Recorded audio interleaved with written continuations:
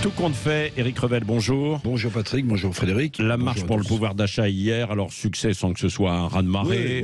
La question des salaires est le thème de préoccupation tout de même essentiel pour les Français, depuis la campagne présidentielle. Oui, il n'y a pas de doute, la question du pouvoir d'achat avec l'inflation qui fait déraper tous les prix, et notamment des produits de première nécessité, vous le voyez bien, et qui ronge l'épargne populaire aussi.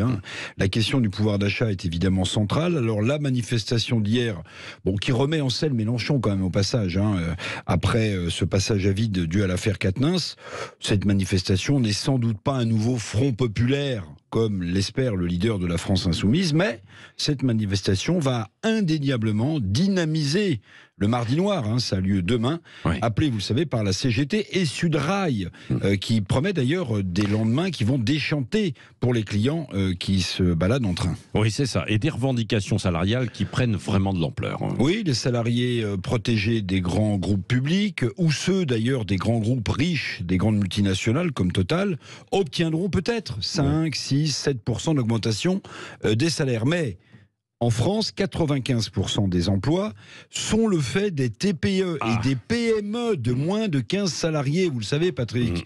Et ces petites entreprises, parfois d'ailleurs sous-traitantes de grands groupes industriels, n'auront la plupart du temps pas la trésorerie suffisante, ces PME, pour consentir de telles hausses des salaires. D'ailleurs, au passage, vous avez sans doute entendu Elisabeth Borne hier soir, qui rappelait que le SMIC avait augmenté de 8% l'an dernier, c'est-à-dire plus que les 6% d'inflation officielle. C'est ce qu'elle a dit.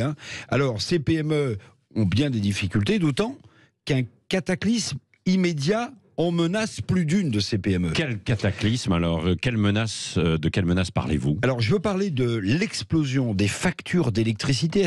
Cette explosion est presque passée au second plan avec les difficultés des raffineries et la pénurie d'essence. Cette explosion des factures d'électricité, Patrick, qui menacerait, d'après la CPME, d'après la CPME, la Confédération des petites et moyennes entreprises, elle menacerait, cette explosion, 150 000 PME et TPE en France. Elle les menacerait de faillite, tout simplement. Alors imaginez l'impact qu'auraient des hausses de salaire pour compenser l'inflation sur ce nombre important d'entreprises, de PME, déjà exsangues financièrement. Alors en réalité, il n'y a pas de solution simpliste ni simple, même si la question du pouvoir d'achat est centrale, je le disais en commençant. Le partage de la valeur, bien sûr, doit profiter aux salariés et pas seulement qu'aux actionnaires. Ça, c'est entendu, mais le partage de la valeur dans l'entreprise ne peut s'entendre que s'il y a de la valeur à partager, qu'on se dise. Oui, merci Éric Revel. 150 000 PME, TPE menacées de faillite. On y reviendra et ça vous fait peut-être réagir. 0826 300 300, vous savez, vous avez la parole.